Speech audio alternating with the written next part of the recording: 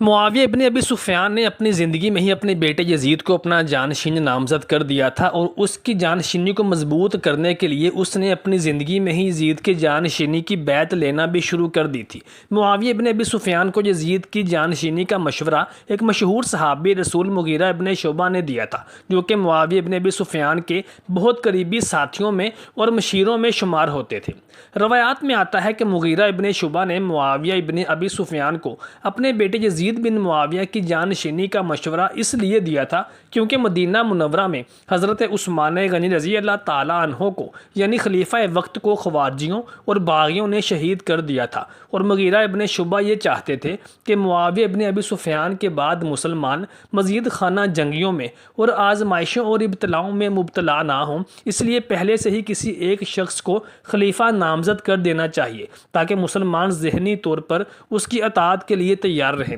اور کسی کو بھی اس خلیفہ کے خلاف علم بغاوت بلند کرنے کا موقع ہی میسر نہ آ سکے۔ اسی مشورے کو عملی جامہ پہنانے کے لیے معاویہ ابن ابی سفیان نے مروان بن حکم کو مدینہ منورہ میں یزید بن معاویہ کی جانشینی کی بیعت لینے کے لیے بھیجا۔ محترم ساتھیوں، یاد رہے کہ مروان بن حکم اس وقت گورنر مدینہ تھا۔ چنانچہ مروان بن حکم مدینہ منورہ میں مسجد نبوی صلی اللہ علیہ وآلہ وسلم میں کھڑا ہو کر مجمع عام سے خطاب کرتے ہوئے کہنے لگا کہ امیر اسلام معاویہ ابن ابی سفیان چاہتے ہیں کہ ان کی زندگی میں ہی ان کی خلافت کی جانشینی کا اعلان کر دیا جائے، اور اس کے لیے انہوں نے اپنے بیٹے یزید بن معاویہ کا انتخاب کیا ہے۔ امیر اسلام معاویہ ابن ابی سفیان چاہتے ہیں کہ ان کی زندگی میں ہی ان کے بیٹے یزید کی جانشینی کی اور خلافت کی بیعت کر لی جائے تاکہ آنے والے وقتوں میں مسلمان کسی ایک نام پر متفق ہو سکیں اور آپس میں خانہ جنگیوں اور عداوتوں کا شکار ہو کر نہ مریں۔ چنانچہ میں اہل مدینہ سے یزید کی خلافت کی جانشینی کی بیعت طلب کرنے کے لیے آیا ہوں۔ یہ سننا تھا کہ اسی مجمع میں موجود خلیفہ اول حضرت ابو بکر صدیق رضی اللہ تعالیٰ عنہ کے صاحبزادے حضرت عبد الرحمن بن ابی بکر کھڑے ہوئے اور کہنے لگے کہ باخدا یہ تو رسول خدا صلی اللہ تعالیٰ علیہ وآلہ وسلم کی سنت کے اور خلافت راشدہ کے اصولوں کے منافی ہے جو تم کر رہے ہو۔ مروان بن حکم کہنے لگا کہ حضرت ابو بکر صدیق رضی اللہ تعالیٰ عنہ نے بھی تو اپنی زندگی میں ہی حضرت عمر فاروق رضی اللہ تعالیٰ عنہ کو اپنا اگلا جانشین نامزد فرما دیا تھا، تو کیا معاویہ ابن ابی سفیان ایسا نہیں کر سکتے؟ یہ سن کر عبد الرحمن بن ابی بکر صدیق فرمانے لگے کہ سیدنا ابو بکر صدیق رضی اللہ تعالیٰ عنہ نے اپنے کسی بیٹے کو خلیفہ نامزد نہیں کیا تھا، بلکہ عمر فاروق رضی اللہ تعالیٰ عنہ کو نامزد کیا تھا، جس کو تمام عالم اسلام عدل اور انصاف کے پیکر کے طور سے جانتا تھا، اور معاویہ ابن ابی سفیان تو اپنے بیٹے کو ہی اپنے بعد خلیفہ نامزد کر رہے ہیں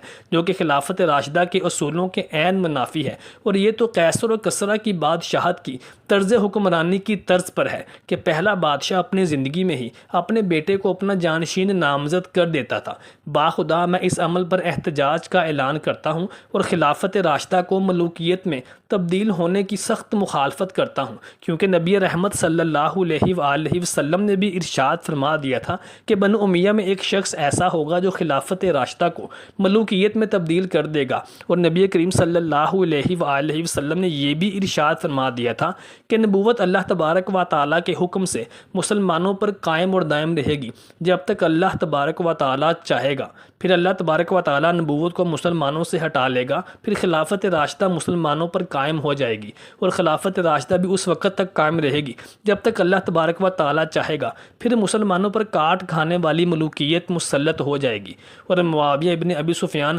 اسی خلافت راشدہ کو ملوکیت میں تبدیل کر رہے ہیں۔ یہ سننا تھا کہ مروان بن حکم غصے سے آگ بگولا ہو گیا، اور اس نے حضرت عبد الرحمن بن ابی بکر صدیق کو گرفتار کرنے کا حکم صادر کر دیا۔ جیسے ہی اس کے سپاہی حضرت عبد الرحمن بن ابی بکر صدیق کو گرفتار کرنے کے لیے لپکے تو عبد الرحمن بن ابی بکر صدیق بھاگ کر اپنی ہمشیرہ سیدہ عائشہ رضی اللہ تعالیٰ عنہ کے حجرہ مبارک میں جا کر چھپ گئے۔ مروان بن حکم اونچی آواز میں عبد الرحمن بن ابی بکر صدیق کے لیے نازیبا الفاظ استعمال کرنے لگا تو سیدہ عائشہ صدیقہ رضی رضی اللہ تعالی عنہ نے اپنے حجرہ مبارک سے ہی باآواز بلند مروان بن حکم کو جھڑک دیا۔ ام المومنین عائشہ صدیقہ رضی اللہ تعالی عنہ کی جانب سے ڈانٹ سن کر مروان بن حکم خاموش ہو گیا اور کچھ مزید کہہ نہ سکا اور وہاں سے چلا گیا، لیکن اس نے معاویہ ابن ابی سفیان کو حضرت عبد الرحمن بن ابو بکر صدیق کی اس جرأت اور اس احتجاج کے بارے میں بتلا دیا، اور معاویہ ابن ابی سفیان نے عبد الرحمن بن ابی بکر صدیق کو سبق سکھانے اور اپنے راستے سے صاف کرنے کا فیصلہ کیا۔ محترم ساتھیوں، تاریخی روایات میں بیان کیا جاتا ہے کہ خاص طور پر شیعہ مناقب میں جا بجا اس بات کو وضاحت کے ساتھ روایت کیا جاتا ہے کہ معاویہ ابن ابی سفیان نے ام المومنین حضرت عائشہ صدیقہ رضی اللہ تعالی عنہ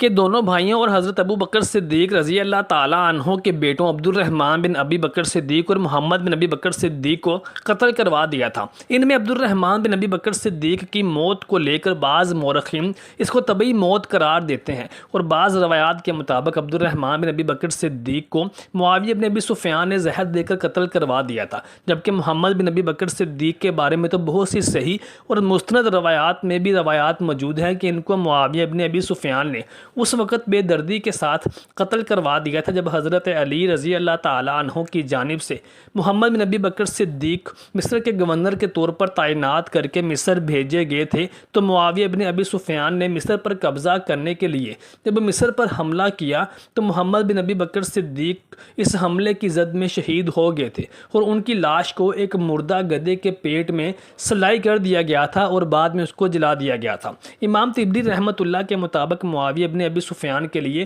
یہ کوئی انوکھی بات نہیں تھی، بلکہ انہوں نے اپنی راہ میں رکاوٹ ڈالنے والے ہر ایک شخص کو قتل کروا دیا تھا، اور اہل بیت اطہار اور خاص طور پر امیر المومنین حضرت علی رضی اللہ تعالی عنہ کے حامیوں کو چن چن کر قتل کروا دیا کرتے تھے،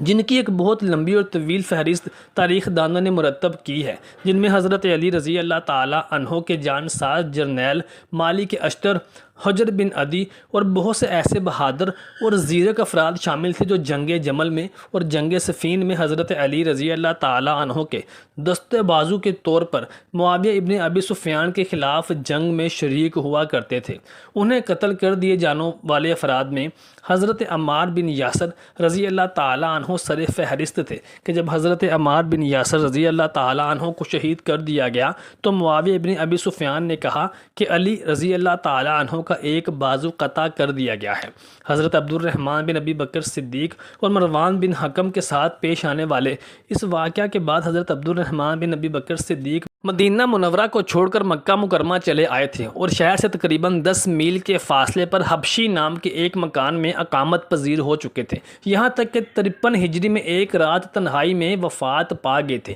کچھ روایات کے مطابق ان کو معاویہ ابن ابی سفیان نے زہر دگوا دیا تھا، اور کچھ روایات کے مطابق وہ اپنی طبعی موت سے دو چار ہوئے تھے۔ ام المومنین حضرت عائشہ صدیقہ رضی اللہ تعالی عنہا کو بھی اپنے بھائی عبد الرحمن بن ابی بکر صدیق کی موت کے بارے میں یہی شک گزرا تھا کہ شاید ان کو کسی نے زہر دے کر مار ڈالا ہے، لیکن پھر ایک دن ام المومنین حضرت عائشہ صدیقہ رضی اللہ تعالی عنہ کے پاس ان کی کوئی کنیز نماز ادا کر رہی تھی کہ سجدے کی حالت میں وہ دار فانی سے کوچ کر گئی۔ یہ دیکھ کر ام المومنین حضرت عائشہ صدیقہ رضی اللہ تعالی عنہ کو کچھ تسلی ہوئی، اور آپ نے یہ قیاس کیا کہ ان کے بھائی کے ساتھ بھی ایسا ہی کوئی معاملہ پیش آیا ہوگا، اور وہ بھی اچانک ہی اپنی طبعی موت سے اس دہار فانی سے کوچ کر گئے ہوں گے۔ لیکن محمد ابن ابی بکر صدیق کے بارے میں تو صحیح روایات موجود ہیں، اور صحیح سند کے ساتھ بہت سے تاریخ دانوں کا اس بات پر اجماع ہے کہ ان کو مصر پر چڑھائی کے دوران عمر بن عاص نے معاویہ ابن ابی سفیان کے حکم پر ہی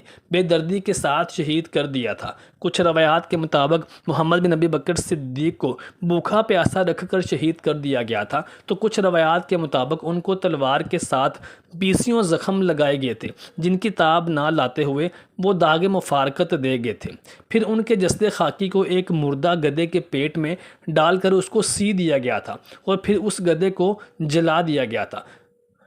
ام المومنین سیدہ عائشہ صدیقہ رضی اللہ تعالیٰ عنہ کو جب اپنے بھائی محمد ابن ابی بکر صدیق کی اس ناگہانی اور دردناک موت کے بارے میں پتہ چلا تو آپ نے ان کے قاتلوں پر قنوت نازلہ پڑھی، اور آپ نے پھر ساری زندگی اپنی زندگی میں کبھی بھی بھنا ہوا گوشت تناول نہ فرمایا، کیونکہ جب بھی آپ کے سامنے بھنا ہوا گوشت لایا جاتا تو آپ کو اپنے بھائی محمد ابن ابی بکر صدیق کی یاد آ جاتی اور آپ رونے لگتی تھیں۔ اللہ تعالیٰ سے دعا ہے کہ ہمیں خاندان اہل بیت اطہار کا محب بنا دے، اور قیامت کے دن ہمیں نبی صلی اللہ علیہ وآلہ وسلم کی شفاعت سے بھی بہرہ یاب فرمائے۔ محترم ساتھیوں، کمنٹ سیکشن میں اپنی رائے سے آگاہ ضرور کیجیے گا۔